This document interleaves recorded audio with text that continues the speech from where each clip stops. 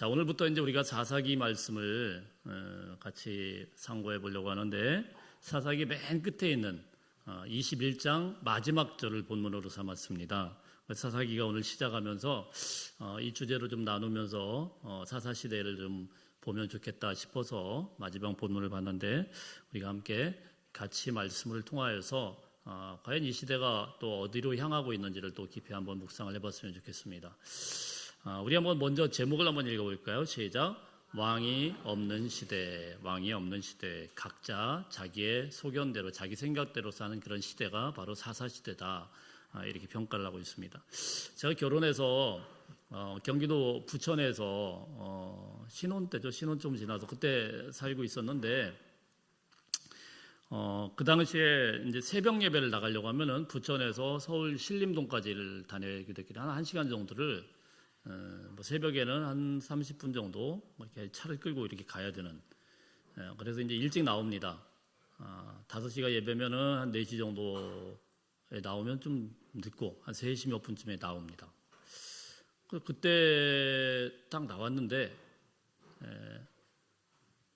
저희 집에서 이제 골목을 딱 지나가고 있는데 한 아주 예쁘게 생긴 여자아이가 담배를 딱 물고 다 피우고 있는 거예요. 근데 보통은 이게 새벽에 둘이 딱 마주치잖아요. 그럼 그때만 해도 뭐 제가 좀 왜소하긴 해도 그래도 건장한 어른이 딱 가면 아이들이 딱 피우다가도 딱 이렇게 피하거나 이러잖아요. 저를 딱 쳐다보는 거예요. 섬뜩했어요. 그래서 제가 이제 가면서 한마디를 던졌습니다. 야, 너 왜 나를 이렇게 쳐다보니? 그랬더니 그러면서 이제 몇 마디를 했죠. 그랬더니 탁 쳐다보더니 침을 딱 뱉어요. 책! 그러더니 아저씨가 뭔데 지금 참견이냐? 막 이러면서 눈을 딱 뜨고 쳐다봅니다. 그래가지고 무서워가지고 더 이상 얘기를 못하고 그대로 새벽 예배로 내뺐던 기억이 있습니다.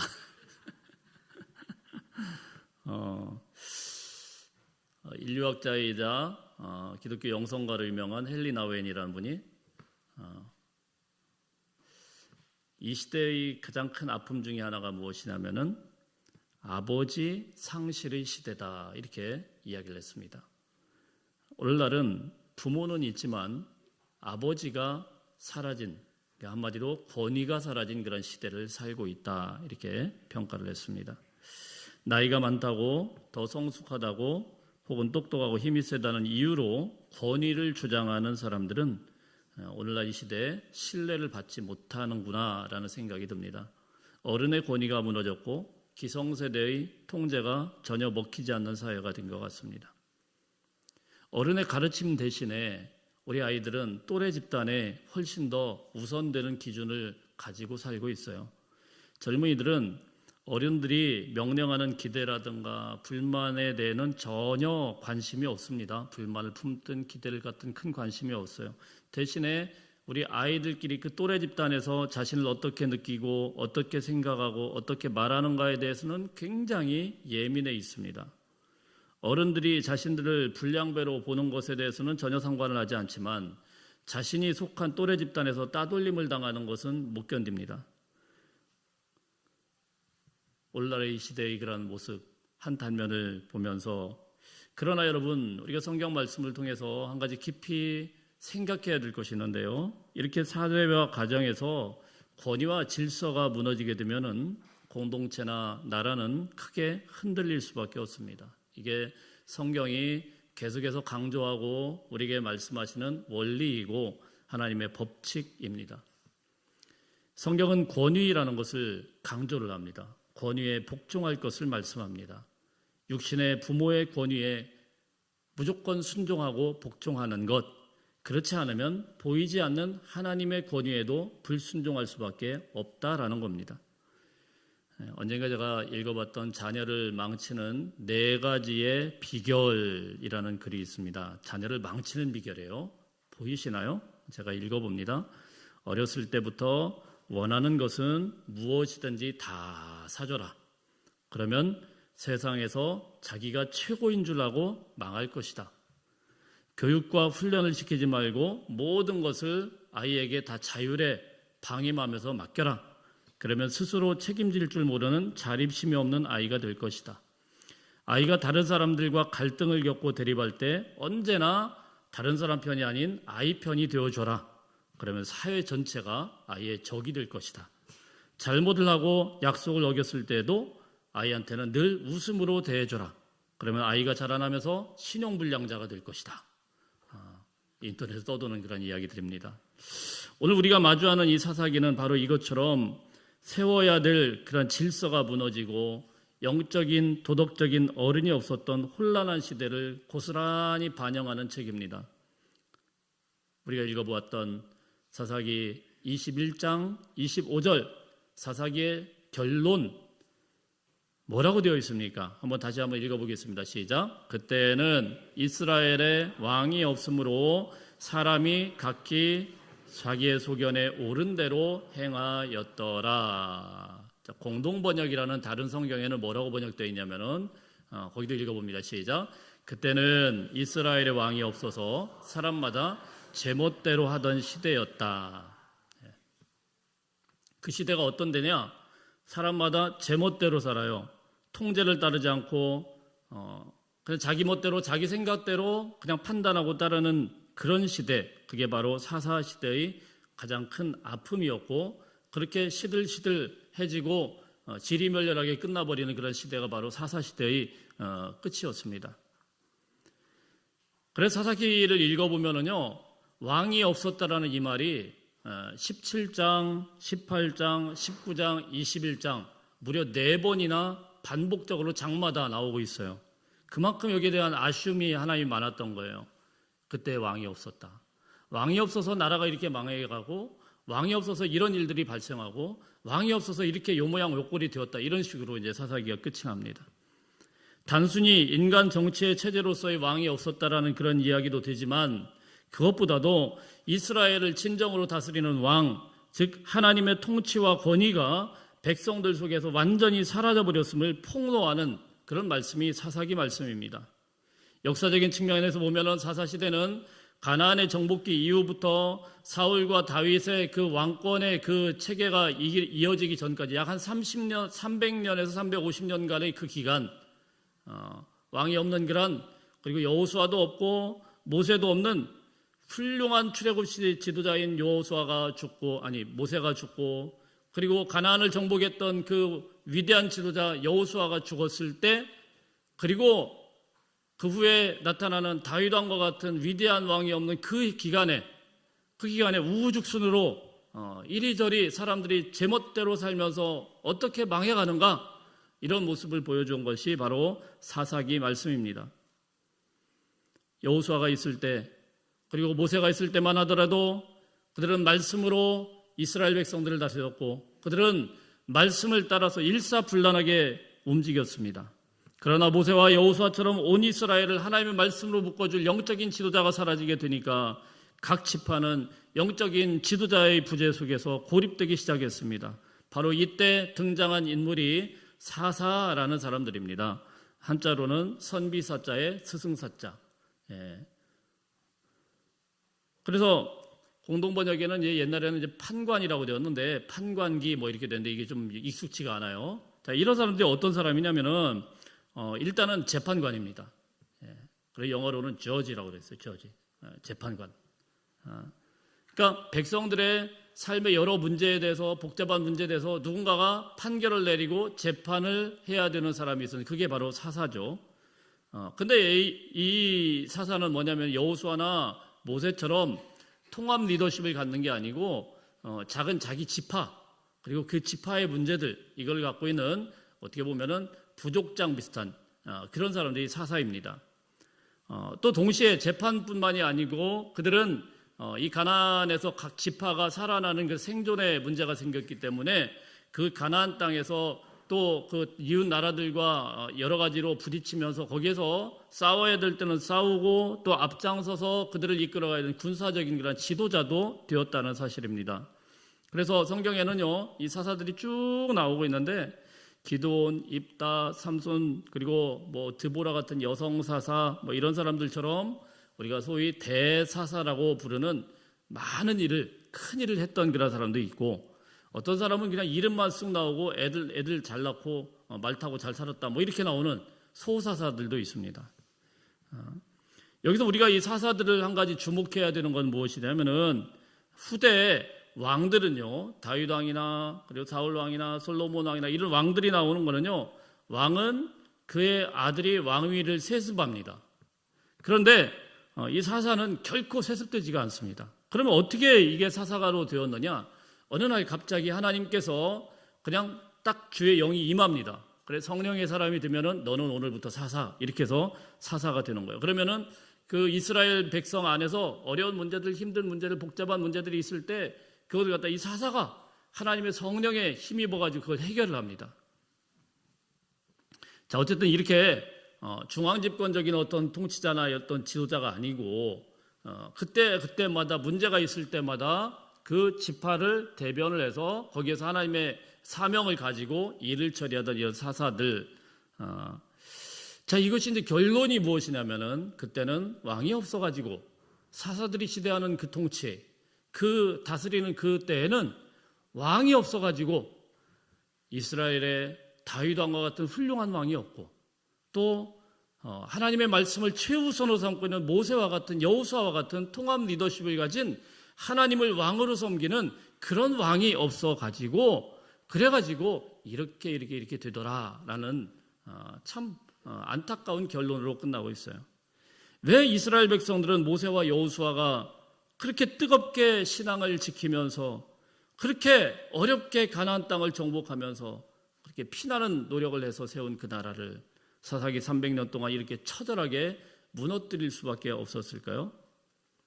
우선 여기에서 한 세 가지 정도를 가나안 정복할 때 있던 그 세 가지 정도를 우리가 볼 수가 있는데 가나안 정복에는 한 세 단계가 있습니다. 첫 번째는 정복의 단계죠.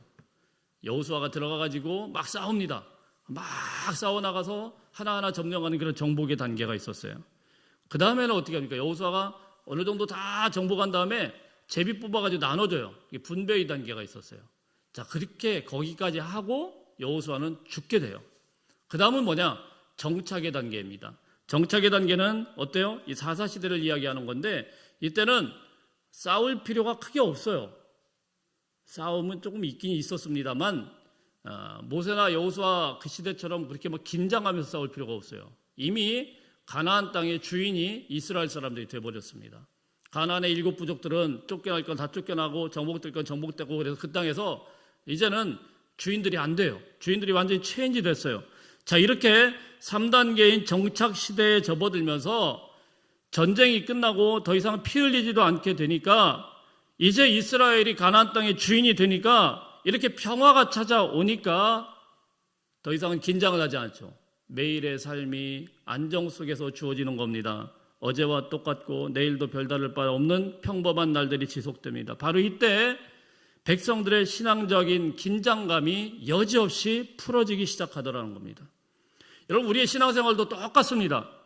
처음 예수 그리스도를 믿고 구원의 감격을 맛보았을 때는 얼마나 뜨겁습니까? 그래서 우리는 보면은 어른들이 되어가지고 옛날 이야기들 굉장히 많이 해요. 옛날에 그 뜨거웠던 그때의 그런 시절, 그때 은혜 받았던 것들, 그런 긴장감들, 하나님 앞에 아무리 시간을 드리고 물질을 드리고 전생애를 바치겠다라고 결단도 하고 헌신했던 그런 시간들 하나도 아깝지가 않고 그때 은혜 받았던 것이 너무나도 좋고 자, 그런 시간들이 있었어요. 바로 이 시간이 바로 어떤 시간입니까? 정복의 단계라고 볼 수가 있죠. 그러나 삶이 안정되고 종교적인 일상이 반복되는 정착의 단계로 접어들면서 우리나라도 이제는 더 이상 전쟁도 없고 그렇게 뜨거운 기도 제목도 별로 없어요. 나라에서 다 해줘요. 웬만한 거 복지 혜택도 다 해주고 병원도 그만 마음대로 갈 수 있고 옛날에는 어려웠던 것들이 이제 어느 정도 다 됩니다. 바로 이게 어떤 사회죠? 정착과 같은 거죠. 그렇게 별로 긴장하지 않아도 돼요. 우리 이렇게 편하게 앉아서 주님 앞에 예배 드리고 곧 끝나면은 고기 파티 하고 또 끝나면 집에 가서 행복하게 지내고 이게 일상이 계속 반복되는 거 아니겠습니까? 그런데 이때 조심해야 된다는 겁니다. 영적인 세계든 육체적인 세계든 건강을 유지하려고 하면 반드시 적절한 긴장감이 필요합니다. 육체를 너무 혹사해도 문제지만은 게으름 속에 육체를 방치하는 것도 육체를 망가뜨리는 주요한 요인이 된다는 사실입니다. 어려움과 스트레스가 다가올 때 도망치거나 피하지 않고 내가 이것을 기도로 뛰어넘으리라 하고 믿음으로 부딪히면은 우리는 더 성숙한 그리스도인으로 변화될 수 있습니다.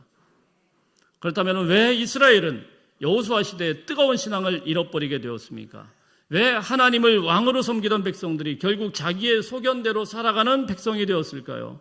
사사기는 그 출발점을 아주 의외의 곳에서 보여주고 있습니다. 우리는 흔히 사사기가 사사시대 진짜 문제가 뭐냐면 우상숭배, 거기에서 문제가 있었구나 이렇게 생각하실 수 있어요. 물론 그것이 나중에 결정적인 문제가 됩니다. 그런데 사사기 1장, 사사기가 처음 시작될 때 1장에서 뭐라고 이야기하고 있냐면은 1장 28절 말씀 한번 읽어봅니다. 시작. 이스라엘이 강성한 후에야 가나안 족속에게 노역을 시켰고 다 쫓아내지 아니하였더라. 다 쫓아내지 아니하였더라. 자, 쫓아낼 힘이 있어요, 없어요? 쫓아낼 힘이 있는데 다 쫓아내지 않았어요. 쫓아내지 못한다는 게 아니에요. 이제 이스라엘이 주인이에요. 힘이 있어요. 가나안 그것들 다 쫓아내려면 얼마든지 쫓아낼 수 있어요. 근데 안 쫓아냈습니다. 왜 안 했을까요? 왜 안 했을까요? 그거 참 귀찮거든. 그거 참 성가신 거거든요. 가나안 족속을 몰아내라고 하나님이 말씀을 하셨지만은 그들과 계속 섞여 살면서 앞으로 계속 부대껴 나가야 되니까 우상 문화와 섞이지 말라고 했는데 가만히 계산을 해보는 겁니다. 굳이 다 쫓아낼 필요가 있을까? 저 사람들 좀 놔둬서 좀 노동력으로 좀 사용하면 어떨까? 야, 그래도 가나안에 오랫동안 살았는데 이 땅도 알고 농사 지으려면 그 사람들이 좀 지혜가 필요하지 않겠냐? 조금 남겨둬도 되지 않겠냐? 이러면서 하나님의 말씀보다도 현실적인 이익이 훨씬 더 크게 보이기 시작했고 바로 여기서부터 문제가 시작된 겁니다. 사람들은요, 큰 죄가 인생을 무너뜨린다고 생각을 합니다. 그러나 대부분의 경우는 아주 작은 이런 타협에서부터 무너지기 시작합니다. 간음이 먼저가 아닙니다. 작은 욕심이 먼저입니다. 배교가 먼저가 아닙니다. 기도를 미루는 작은 게으름이 문제가 됩니다. 우상숭배가 먼저가 아닙니다. 하나님보다 다른 것들을 조금 더 사랑하는 마음이 그 틈새를 타서 우상숭배로 가게 되는 것입니다. 사사기의 비극은 거대한 반역으로 시작되지 않았어요? 작은 불순종, 쫓아낼 수 있었지만 쫓아내지 않는. 자, 그랬을 때 29절 말씀에서는 뭐라고 하냐면은 그 뒤 밑에 부분 한번 읽어봅니다. 시작. 에브라임이 게셀에 거주하는 가나안 족속을 쫓아내지 못하매. 자, 어떻게 됐어요? 위에는 쫓아낼 힘이 있었지만 나중에는 어떻게 됩니까? 쫓아내지 못하매. 표현이 달라졌어요. 앞에서는 힘이 있는데도 쫓아내지 않았는데 나중에는요, 쫓아내지 못하는 거예요. 이미 섞여 사는 거예요. 니캉 내캉 이래가지고 다 살고 있는데 이제 못 쫓아내요. 쑥 들어와가지고 가족이 됐는데 슬그머니 들어와가지고 그때부터는 이제 더 이상 쫓아내지 못해요. 처음에는 순종하지 않았습니다. 그러다 나중에는 순종할 수 없게 되는 겁니다. 처음에는 타협을 선택했어요. 그런데 나중에는 이 타협의 포로가 되어버렸습니다. 처음에는 가나안 족속을 이용한다고 생각했습니다. 그러나 결국 가나안 문화가 이스라엘을 지배하는 꼴이 되게 된 것입니다. 여러분, 죄는 항상 이런 방식으로 역사를 합니다. 처음에는 내가 죄를 통제하는 것처럼 보입니다. 그러나 결국 죄가 나를 잡아먹어버립니다. 처음에는 세상을 이용하는 것처럼 보입니다. 그러나 결국 세상이 나를 지배하고 세상 속에 파묻혀 살 수밖에 없게 되는 것입니다.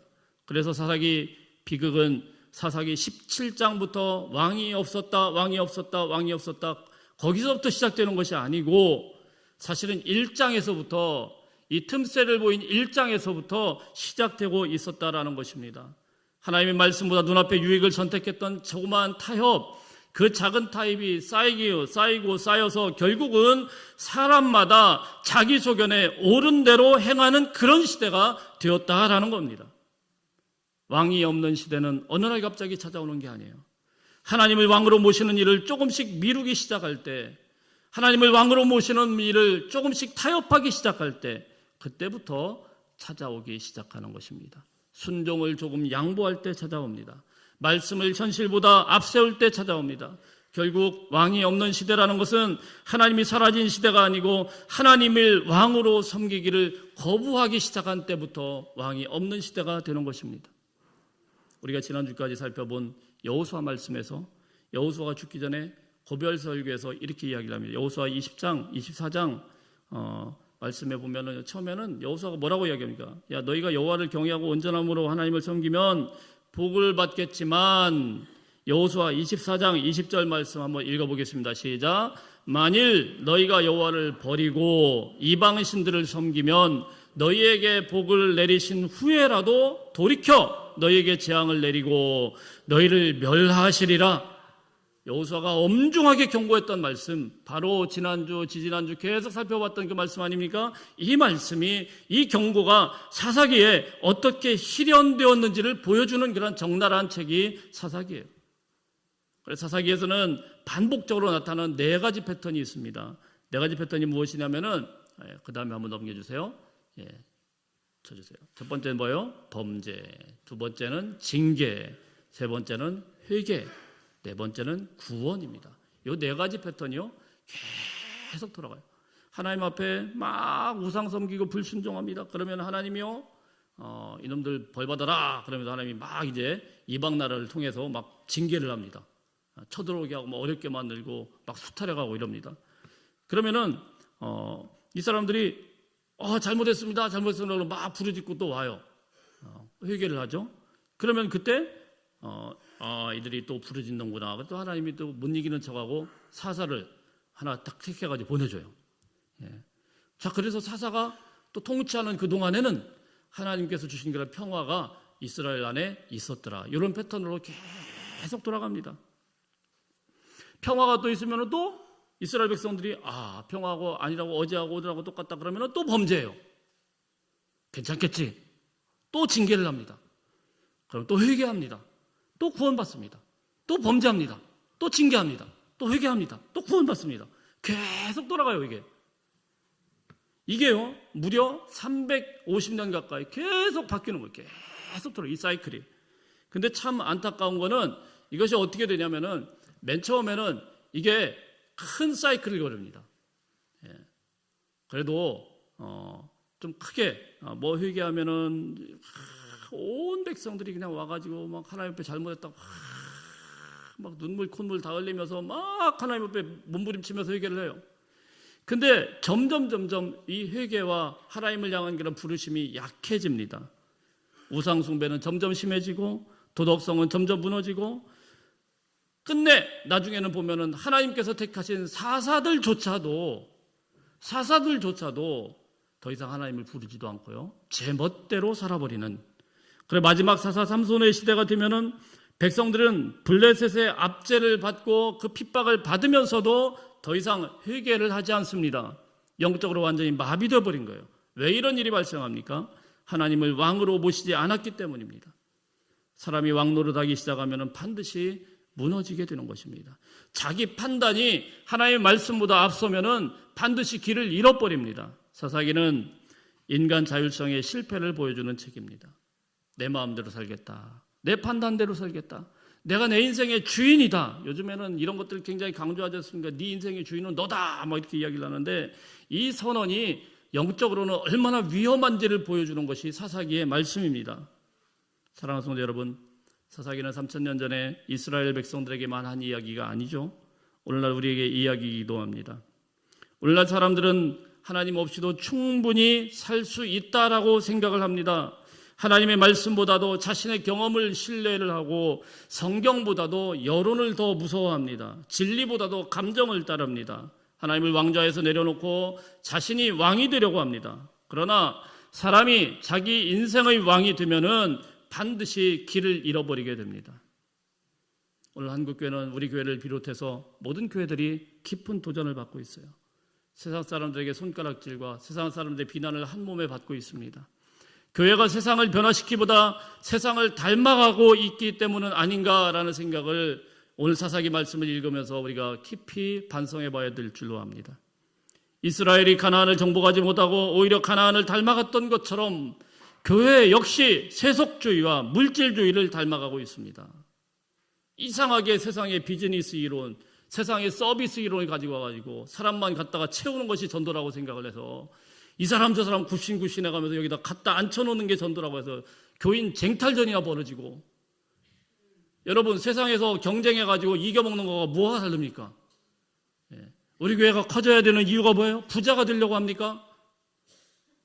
세상에서 어떻게든 이겨가지고 부자가 되려는 거가, 교회에서 다른 교회들 다 이겨먹고 다른 성도를 다 쟁탈해서 뺏어와가지고 부자가 되는 것과 뭐가 다릅니까? 그러나 여러분, 이런 교회라고 할지라도 하나님께서는 여전히 희망을 포기하지 않으십니다. 사사기에서 하나님께서는 무너진 시대마다 한 사람을 일으키셨습니다. 그리고 그에게 성령을 부으셨습니다. 그들을 통해서 백성을 회복시키셨습니다. 오늘 이 시대도 마찬가지입니다. 오늘 이 시대를 변화시킬 수 있는 사람은 성령 충만한 하나님의 사람인 것을 믿으시길 바랍니다. 여기서 한 가지요, 굉장히 중요한 사실을 발견을 해요. 사사들은 백성을 잠시는 구원했지만 완전한 사사가 아무도 없습니다. 사사들도 역시 실수를 하고 죄인이었다는 것입니다. 그들도 다 죽었어요. 일시적으로 나라의 평안을 가져왔지만 후에 등장한 왕들도 다 마찬가지입니다. 잠깐 그랬지만 다 실패했습니다. 사울도 실패했고 다윗도 실패했고 솔로몬도 범죄했고, 인간 왕은, 인간 사사는 아무리 성령 충만해도 결코 완전할 수가 없어요. 그래서 하나님께서 마침내 참된 왕을 우리에게 보내주셨습니다. 그분이 누구십니까? 바로 예수 그리스도이십니다. 사사들이 예표했던 그 구원자, 그토록 우리를 구원하시기 위한 하나님의 그 구원자, 이스라엘이 기다리던 왕, 온 인류가 필요로 한 왕, 바로 예수 그리스도십니다. 예수님은 죄와 사망의 원수를 완전히 물리치셨습니다. 십자가에서 우리 죄값을 대신 지불하셨습니다.